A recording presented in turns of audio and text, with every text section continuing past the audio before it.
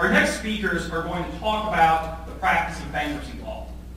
And this is a very highly technical, specialized field. And I can know from experience that having taken bankruptcy law in law school, when you see a bankruptcy issue in your practice, you know you need to call an expert.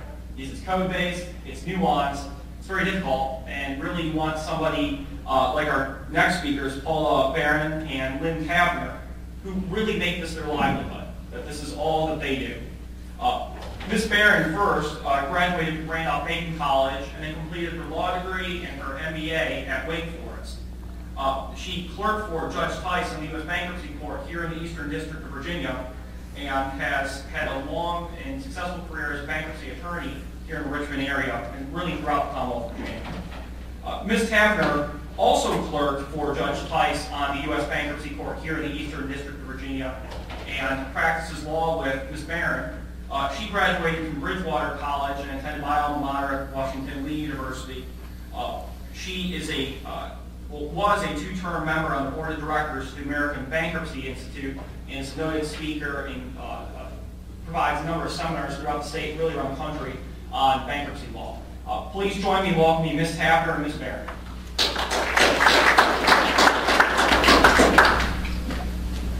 Well, we'll try not to bore you to death. We do practice exclusively in the area of bankruptcy. We have a small firm here in town, bankruptcy boutique, sometimes over with a smaller bankruptcy firms and all that. It doesn't mean that we have a very narrow focus, though, because in order to effectively handle a bankruptcy case for the kind that we do for businesses, you really have to have multi-discipline, at least know about it. What we do is, it's just the two of us. We don't have a huge law firm, so we don't have expertise in real estate law or tax law or things like that. So typically, we have to get other firms in as special counsel to assist in the larger type bankruptcies. We see that there aren't too many people here today. That's okay. We're not offended. The family law section that's up and running at the same time, certainly you're going to be practicing in the family law area. You should go over there and we're not going to get up and walk out now. But we do want to let you know that bankruptcy is something that no matter what area you're ultimately going to practice in, you're really going to touch on it at some point in your career. And hopefully you'll at least learn enough to say, okay, this is something that I've heard about and maybe I should call in someone else to see if I'm okay or not. But let's look and see, are the people that are in here, are any of you actually going to be practicing bankruptcy per se? Do you know that at this point? Where are you going to be? In Roanoke. What firm? My clerk, Judge. That's awesome. It's a great show. We love hearing your work. Others do bankruptcy? Yeah, I'm from Roanoke as well. What firm? I'll start closing that.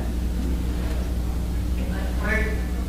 I'm in Norfolk at Crowley, Liberatory, Ryan, and Billy. Okay, I'm going to say hello.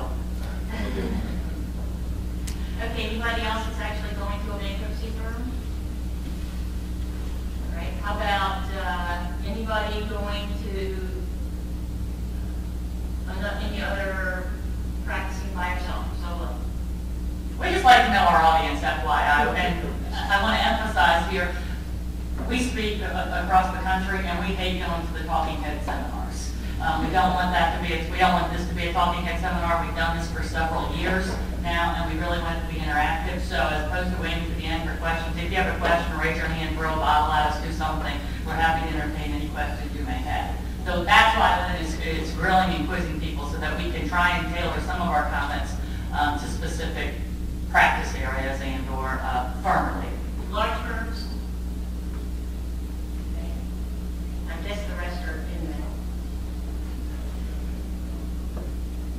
Okay, Lynn, so you've given all those introductions, and I really don't have a hill of beans interest in practicing bankruptcy law. I have no earthly idea why I went into it. I think I want to be a litigator and or a business lawyer. Why in the heck do I need to know a darn thing about bankruptcy? I don't know. Go home. Okay. Send my paycheck to me, please. Get that. There are some materials that were put together, and the first thing that we want to let you know before I answer Paul's question is, you will note that there's a footnote that says that these materials include some prior materials that were prepared by Keith L. Phillips of Phillips and Clemson, PC. Well, the first thing you want to know if you ever practice bankruptcy in Virginia is that Mr. Phillips is now the Honorable and is now a bankruptcy judge here in Richmond, and we fix that. What just happened after we did the material that we prepared. But he is was an awesome practitioner, and we look forward to practicing for many years in front of us. The materials, yes, Could you just put your microphone a little bit closer? screw up.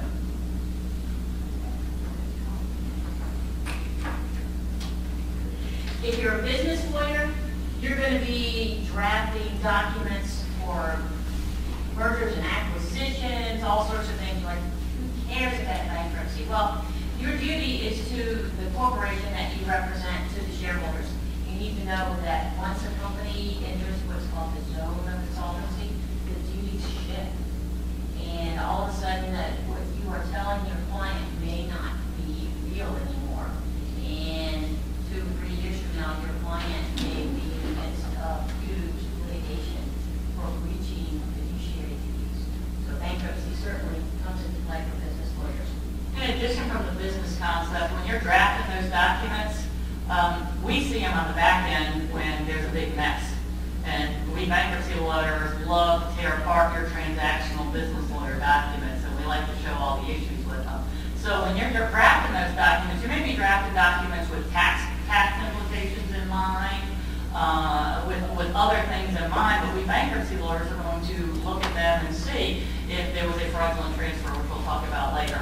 See if that provision is actually applicable in a bankruptcy case. See if we can't assign that contract, notwithstanding you wrote a really good non-assignability provision into that contract that you got from the firm's templates of, okay, let's use this non-assignability language. So it is important as you're drafting from a transactional standpoint and trying to close these deals for your clients that you have some understanding and some appreciation of bankruptcy so that you know that if this deal falls apart, if your client eventually has to come seek the services of Lynn and I to go through a Chapter 11 restructuring, that those provisions that you drafted could really be integral provisions in the back end.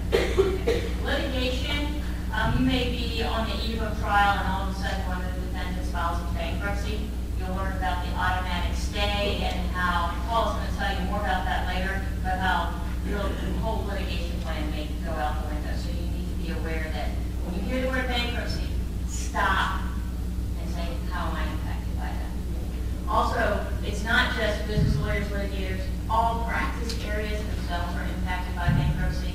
Domestic relations that's next door, there are certain things that may be dischargeable or not dischargeable in bankruptcy. You just need to make sure that you don't go into it with glasses like this and keep a broad spectrum of what's going on. Okay, so what is this thing called bankruptcy, Ms. Tappan? Bankruptcy is statutorily created. It is a bunch of code sections that you heard by in the introductions, but it really is much more than that. Bankruptcy is a court of equity. It is a unit of the United States District Court, and the district courts have an order of reference that refers all bankruptcy cases to bankruptcy judges. So if you get involved in a bankruptcy case, you're actually going to go to bankruptcy court, which is presided over by a judge. You do need to always have with you the bankruptcy code, as well as there are many, many rules that have been promulgated to assist in understanding what this code is.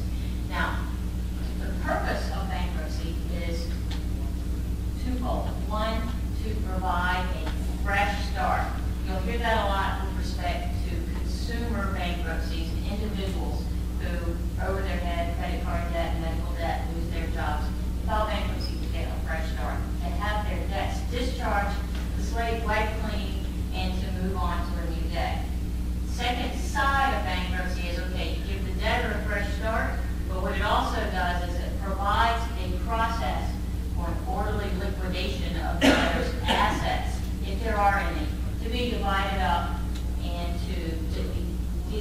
back out on the pro rata fashion to creditors. We talked about the bankruptcy code rules, I won't go back into that anymore. You also should know that bankruptcy throughout Virginia and for the most part now nationwide is an electronically controlled docket system. All of the clerk's office have ECF systems. In order to play, you have to undergo training from the bankruptcy court, get a password, and protect that password with your life so that you can participate, file documents, view documents, and it's all electronic at this point and very little paper in the clerk's offices. But a lot of people, especially newer lawyers, can run afoul of the ECF requirements. You don't want to do that. So if you're planning to use the bankruptcy court, make sure you understand the ECF system and all that's required of you. Use ethical rules in the Starting a bankruptcy case. First and foremost, there's what we call the voluntary bankruptcy case, where you have a client come in, an individual and or a company come in, and they want that fresh start that Lynn was just talking about. That's known as a voluntary bankruptcy case. There's another type of bankruptcy case known as involuntary bankruptcy, and that's where creditors say, you know what, we don't really know what's going on with this company, and we would like it so that we have a better flavor, because a lot of money is owed to a lot of creditors, and we want it to be under the guise of a bankruptcy so we have better insight as to what's going on in connection with this company. So creditors can actually force a company into bankruptcy. In connection with that, let's talk a little bit about the types of bankruptcy. There is what's known as Chapter 7 liquidation. Chapter 7 liquidation is primarily for individuals and or companies. For a company, a Chapter 7 liquidation is basically, you know what, we're done. We don't want to continue in business. We want to do an orderly distribution of our assets and pay our creditors. In a Chapter 7 case, well, we talked then about from an individual perspective. Individual perspective, Chapter 7 is filed. Of course, you're not going to liquidate the person. You don't go and sell to that person. But instead, what happens is a Chapter 7 trustee, here in Richmond, is a panel of, how many are you? Lynn's a Chapter 7 trustee here in Richmond. 5 people, Lynn and 4 other guys. And a Chapter 7 trustee is appointed. The Chapter 7 trustee reviews all of the debtor's assets and all the debtor's liabilities. In reviewing the assets, the Chapter 7 trustee says, okay, is there any equity here for the benefit of creditors? For example, if you own a car and it's worth $100, but you owe $100 on it, trustee's not going to do anything with that car because there's no equity. The secured creditor has properly protected lien, and so the trustee's going to abandon any interest she may have in it. However, if you own a car and it's worth $100 and you only owe $10, the greedy Chapter 7 trustee is going to say, aha, here's an asset. I'm going to sell that car. I'm going to sell it for $100. I will pay $10 to the secured creditor. I will take my commission, and then I will pay your general unsecured creditors primarily in the distribution that the bankruptcy code provides, so that the remaining 90 or a little bit less than that after Ms. Tavener takes her commission is then distributed. The nice thing about Chapter 7 for an individual perspective is it gives you finality right then and there. It's a point in time, Chapter 7 trustee is appointed, and the individual gets to move on with his or her life. The other type of bankruptcy is known as reorganization, and that's Chapter 13. What happens in a Chapter 13 is the individual keeps all their assets, and even if there's equity in a house or in a car, the individual is allowed to keep that and pay back creditors over a 5-year process. In that instance, a Chapter 13 trustee is appointed to basically to look over and administer, not come in and do the day-to-day administration, but make sure that the plan of reorganization meets all the requisite requirements. Once that plan's approved, Chapter 13 payments are made over the course of 5 years, and creditors are paid back through that process.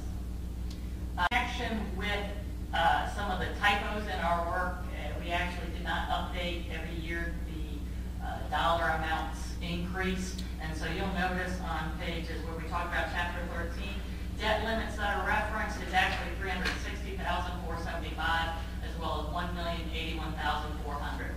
Just FYI, we had 2 years ago actually dollar amount. Similarly, there's what's known as Chapter 11 reorganization. Chapter 11 is commonly for corporations, although if you do not meet the debt limits of the 13, individuals file Chapter 11 reorganization as well.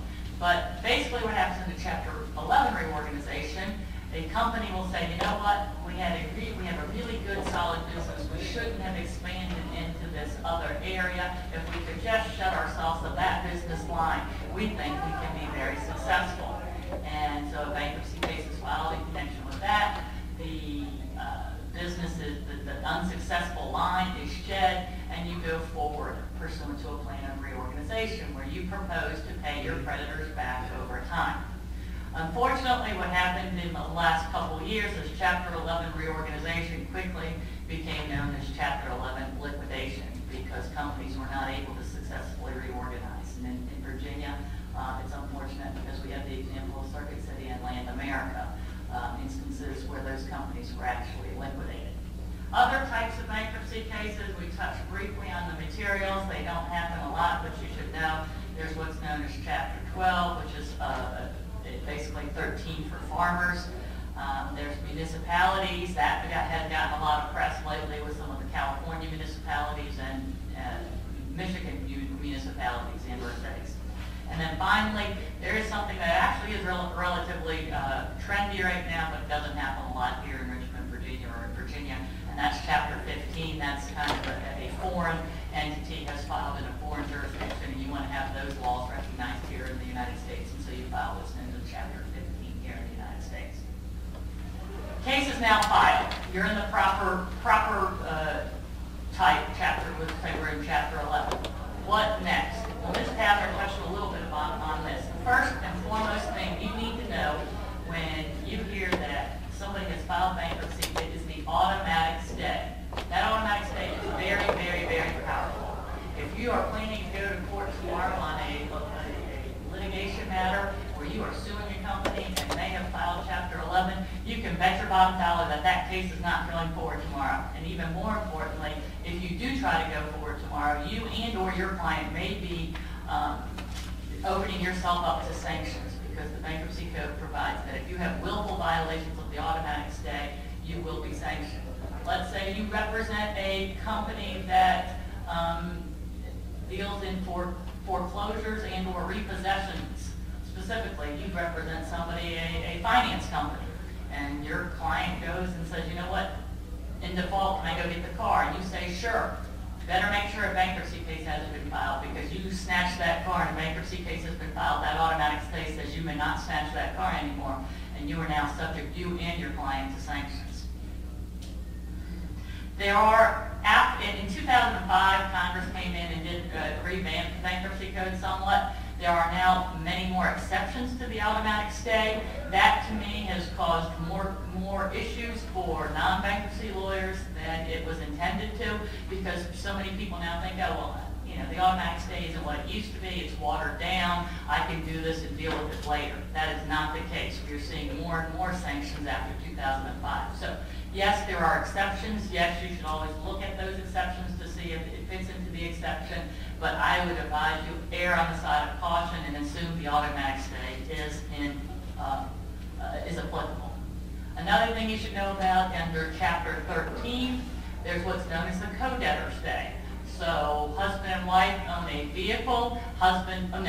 Wife owns a vehicle. Husband files bankruptcy. You say, well, I can go snatch that car because that car is, the individual might. The person on the note didn't necessarily file bankruptcy. There is the co-debtor stay, which would say basically you can't snatch that vehicle.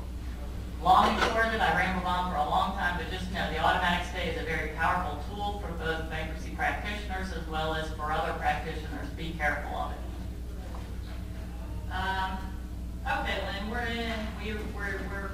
understand about that automatic stay. We're not going to do anything. What happens next in bankruptcy case? Once the case is filed, the code of rules prescribe the timeline for which the case will progress. There are certain terms that you'll want to be familiar with and understand the lingo. The first term would be the first meeting of creditors.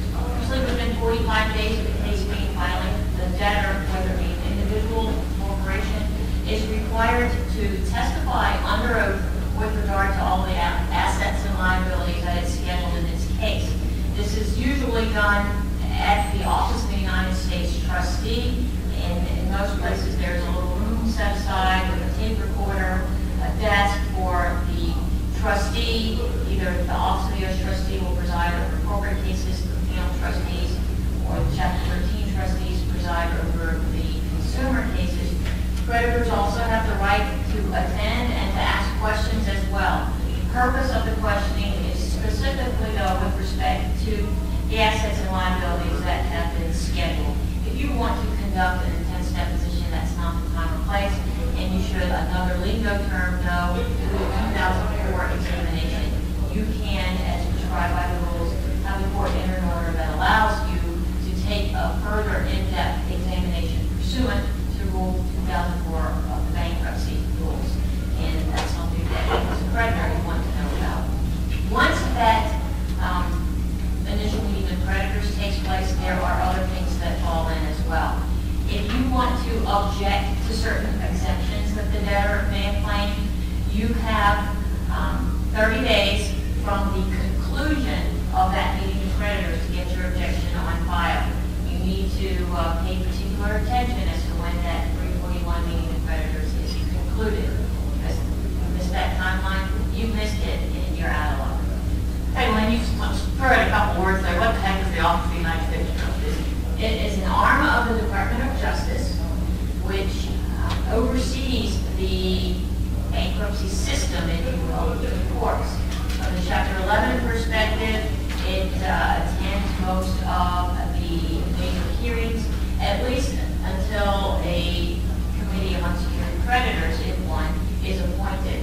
And it kind of makes sure that the debtor is doing what the debtor is supposed to do, and that nobody is playing fast and loose behind his back.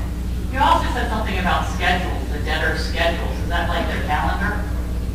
Some of them think so, but it's not. When you file bankruptcy, you have 14 days to file your schedule of assets and liabilities as well as your statement of financial affairs. It is a very fact-intensive set of documents that provides the court, creditors, U.S. trustee, anybody else who cares to look at the newspaper, everything you own and every debt that you have, as well as any exemptions that you have claimed under appropriate law with respect to that property. And then in the statement of financial affairs, it goes even deeper and tells interested parties what you may have done with your property, people you may have paid before you filed bankruptcy. So if you are a debtor's lawyer, you do need to spend a substantial amount of time with your clients making sure that these documents are prepared accurately. The schedules actually have a heck of a lot of information, and they can be used in other practice areas and regularly are used in other practice areas. For example, one time got a phone call from a very smart and inquisitive PI lawyer who was actually from a PI defense perspective. And PI defense lawyer learned that somebody had filed bankruptcy, but hadn't listed this particular cause of action on their bankruptcy schedules. And there were certain things that that defense lawyer could then do in connection with that PI cause of action and multiple causes of action in one complaint. So, it isn't just about bankruptcy lawyers. If you learn that somebody you're involved in litigation has previously filed bankruptcy, you should get a copy of their schedules to see what all assets they had listed and what debts they had listed. It's a good insight into an individual and or a company. Other time periods that you want to be aware of, if you believe that the debtor has done something that would give your client a basis to object to discharge or to the dischargeability of the particular debt with your client, and that's prescribed in sections 523 through 727 of the Bankruptcy Code, then you need to get your complaint on file quickly. You only have 60 days from the first date set for the meeting of creditors. It doesn't matter if the trustee adjourns that meeting of creditors 3 or 4 times. Your 60-day period runs from that first date. So it's critical to calibrate these timelines because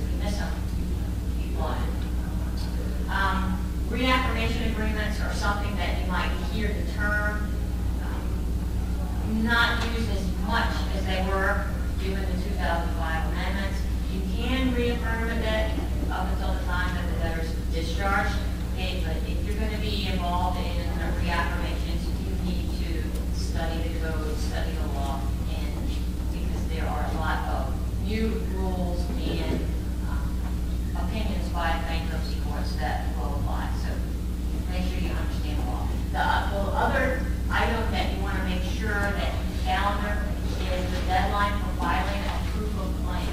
If you represent a creditor and you want to participate in the bankruptcy case and file a claim, then will be a notice that's sent out from the clerk that says this is the deadline. Typically in 7 to 13, it's 90 days from the date of the 341 meeting, but it's not always that date. You need to look at the official document that comes from the clerk. Because again, it's that deadline, unless you can show excusable neglect, which in most instances, the excusable neglect that the client's going to say is pointed at you and you don't want that to happen. Because malpractice is not excusable neglect. Yeah. There's another remedy for that. Suing you. So, calendar that deadline. So those are the important time periods that you need to be aware of. In connection with filing that proof of claim, we thought it would be beneficial to kind of talk about some of the types of claims in bankruptcy. I talked briefly and I touched on the secured claim. Secured claim, bankruptcy recognizes state law. So if you have a security interest under the UCC in a vehicle and you've properly perfected that, that's a secured claim. So traditionally in our world you see the secured claims in connection with individuals from their car and or house perspective. And from company secured claim, you might have secured claim on particular equipment. You might have a blanket lien on all personal property by a UCC filing, the State Corporation Commission and or at the various localities. But the secured claim is there's collateral to back it up. If that collateral is sold, first place the proceeds go to or to pay the secured claim.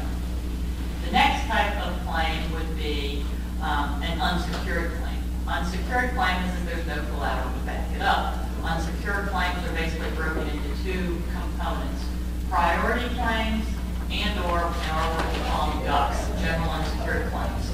Priority claims. Client comes in and says, somebody owes me money. I want to file this proof of claim. You don't want to just file it as a general unsecured claim because they're the last of the pecking order. If you can qualify as a priority claimant, it is better to qualify as a priority claimant because they must receive 100 cents of their money before general unsecured creditors receive anything. And the Bankruptcy Code has a specific list of priority claimants. For example, for most domestic relation type claims are priority claims. A lot of wage, employee benefits type claims are priority claims. So if an individual works for a company, they might need to file a priority claim from that perspective. Other types of priority taxes. The IRS did itself its favor when it wrote the Bankruptcy Code. You can assume that most taxes are going to be a priority claim. You can also assume that most taxes will stay with your client for the rest of its life. It's kind of protected itself. There are certain exceptions that apply to that, but it's very important that you go in and you look to see does your client have any type of priority. The last type would be a general unsecured claim. So secured creditors, then priority creditors all get their money, and then general unsecured creditors get a distribution of what's left from that. Next thing we thought that's very important, because more often than not, what we're going to be dealing with is sometimes a bankruptcy case may be filed and your client, it's actually a good thing if your client sees the bankruptcy judge maybe one time. That actually would be a very successful case if you can keep your client from having to see the bankruptcy judge, the bankruptcy court a lot. What your client and or you will be seeing and dealing with a whole heck of a lot are the trustees. And I have spent my practice trying to figure out how to deal with trustees, and I've practiced with Ms. Tavner, I think now for close to 17 years. We both had a large law firm together, and then we formed our boutique 11, 12 years ago. But I still have not learned how to deal with her, so I'm going to let her tell you how to deal with Chapter 7 trustees. Don't listen to them. Trustees are not your enemy, and in fact, they very much can be your friend.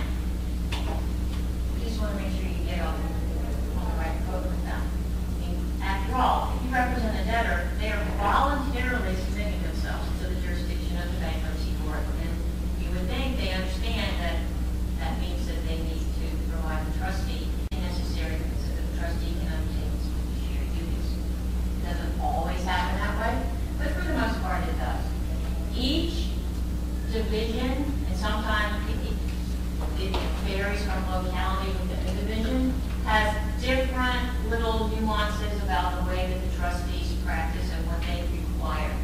The Richmond division is one of the strictest, and we do have a list of information that we would like for the Veterans Council to have provided to us in advance of the trustee meeting.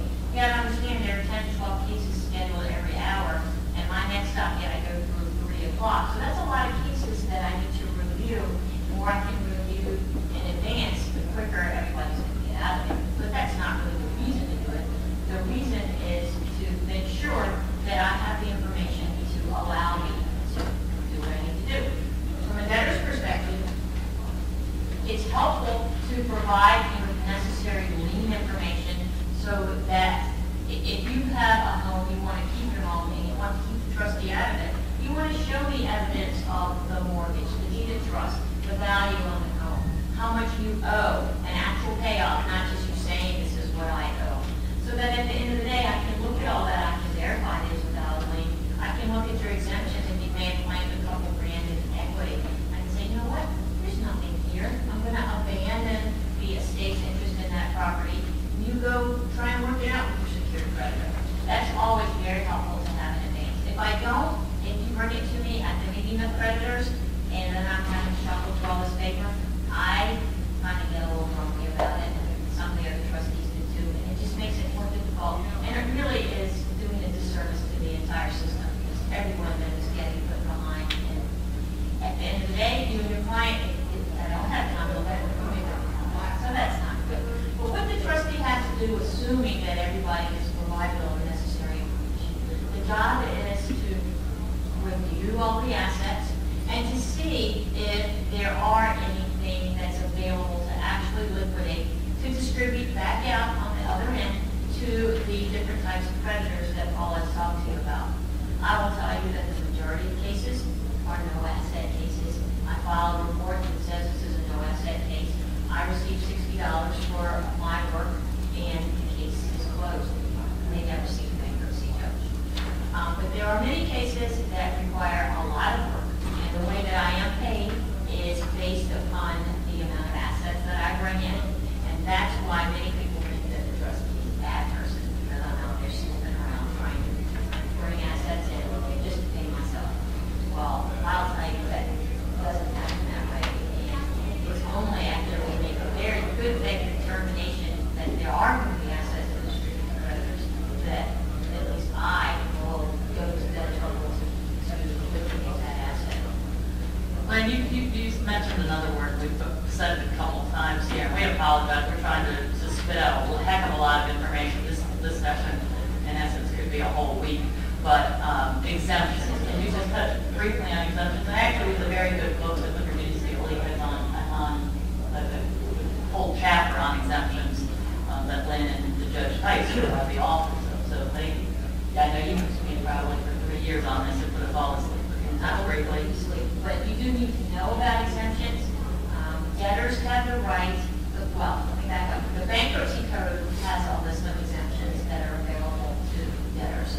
However, the bankruptcy code also provides that individual states can opt out of that section and can create their own exemptions.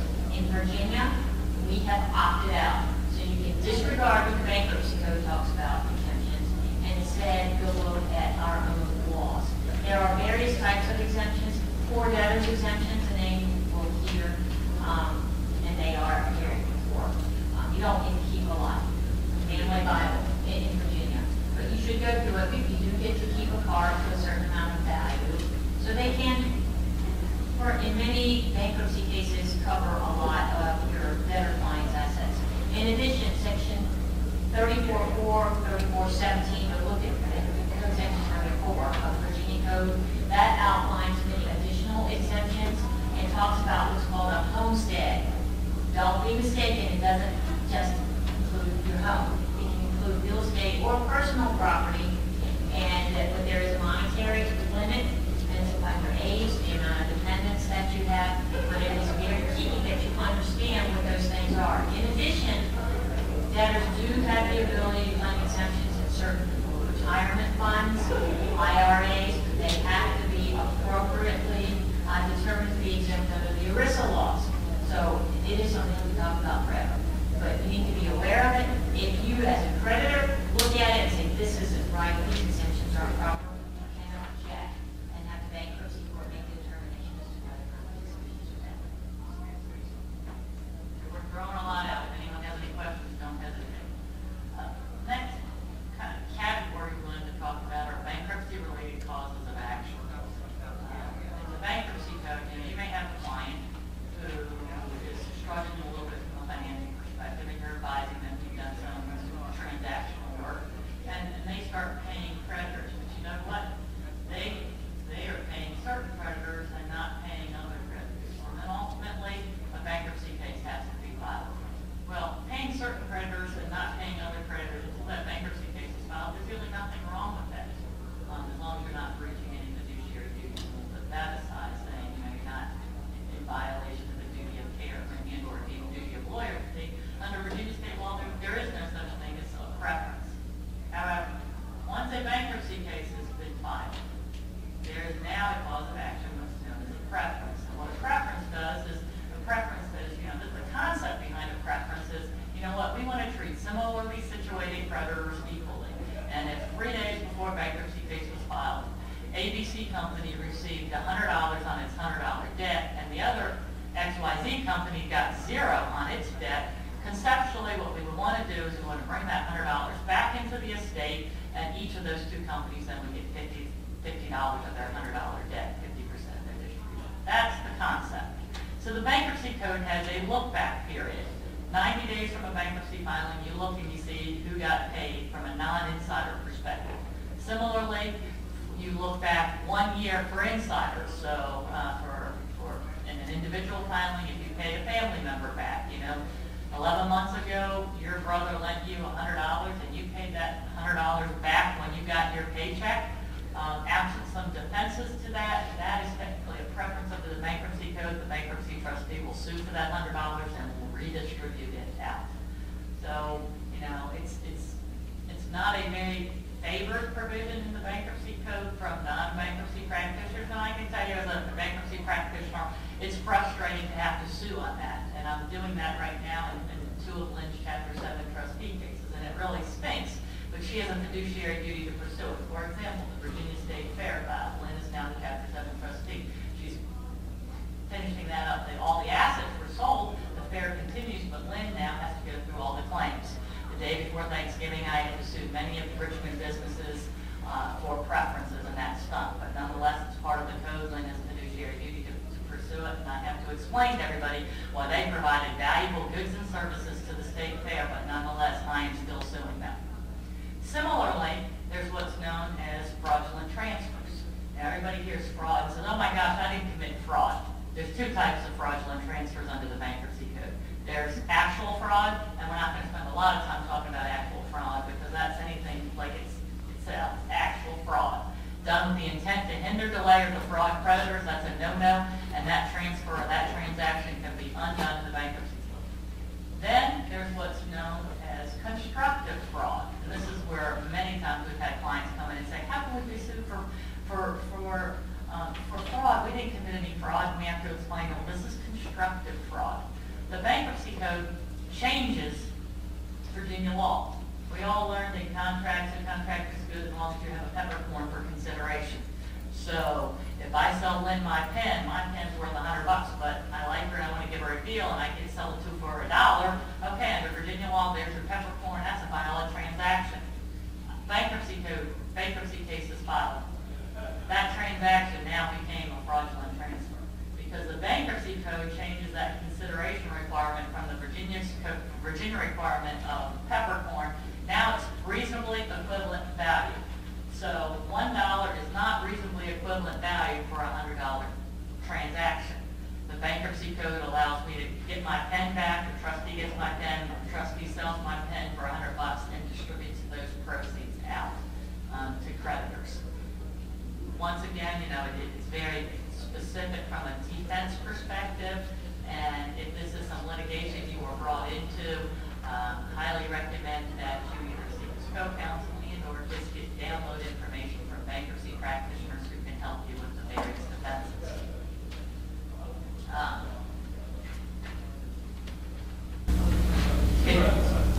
2 minutes to talk a little bit, we're doing well here, talk about practice planners. Len, you want to do some practice planners? It's critical that you know the players in the case.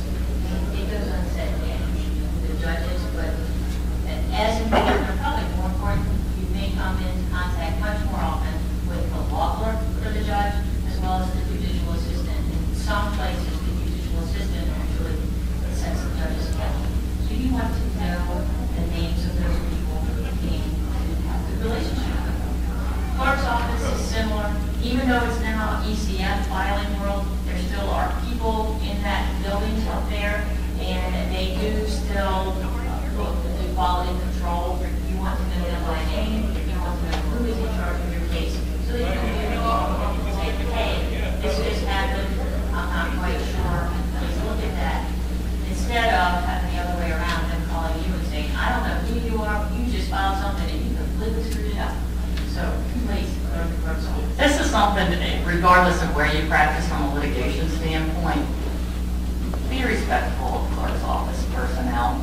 No, they don't have a law degree. But you know what? In some respects, they probably have more knowledge than a lot of the lawyers practicing before that court.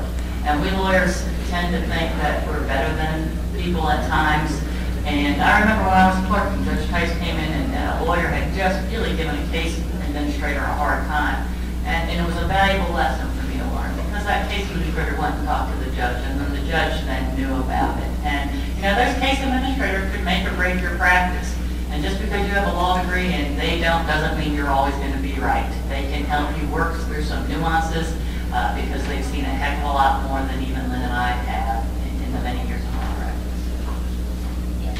Similarly, we also use trustee and be your friend, and you want to know them, know the staff, so that you can talk to them.